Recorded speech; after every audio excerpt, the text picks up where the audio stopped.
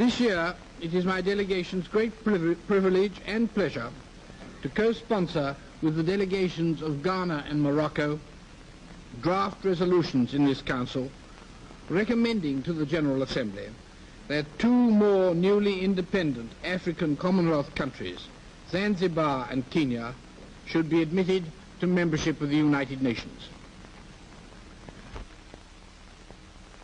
This is an occasion of great rejoicing, for the independence of Zanzibar and Kenya marks another significant achievement in the process of decolonization.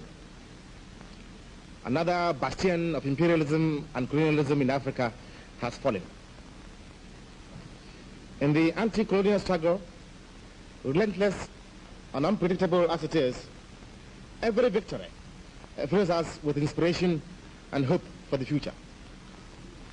The independence of Zanzibar and Kenya has once more vindicated the universally accepted principle of self-determination, which but a few days ago in this chamber we were striving hard to convince Portugal to accept. It has confounded the protagonists of the pernicious doctrine of white supremacy in Africa. The attainment of independence is a turning point. It is the beginning of a new way, but at the same time, it is a way to fight for genuinely national sovereignty, for the liquidation of difficulties which stand before fledgling countries on their way to independent existence, on the way to strengthening and consolidation not only of their political but also their economic independence. The Soviet people welcomes the aspiration of the people of Zanzibar, which was expressed on the 9th of December by the Prime Minister of the country, Mr. Mohammed Shamte Hamadi, and I quote, "to create a prosperous, strong and democratic state."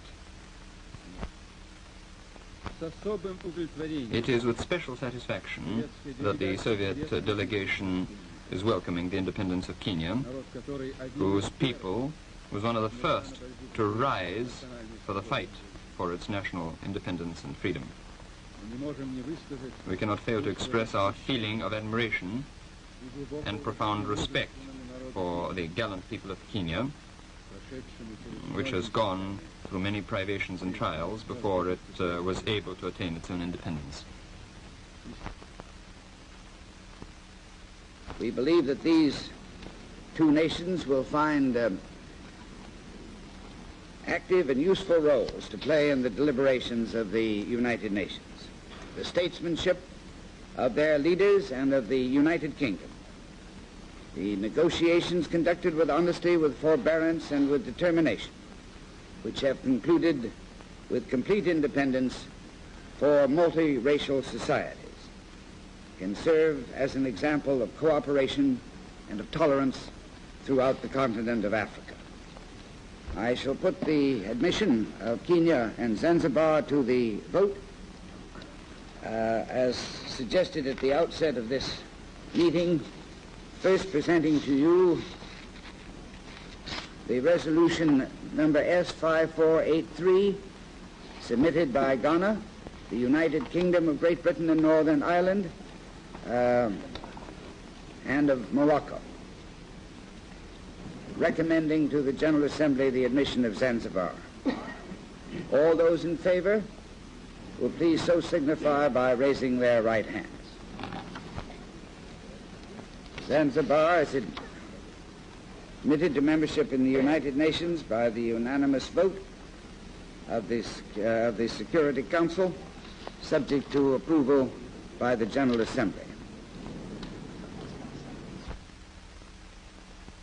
Shall proceed to the consideration of the resolution presented by Ghana, by the United Kingdom, and by Morocco, recommending the admission of Kenya to membership in the United Nations. All those in favor will please so signify.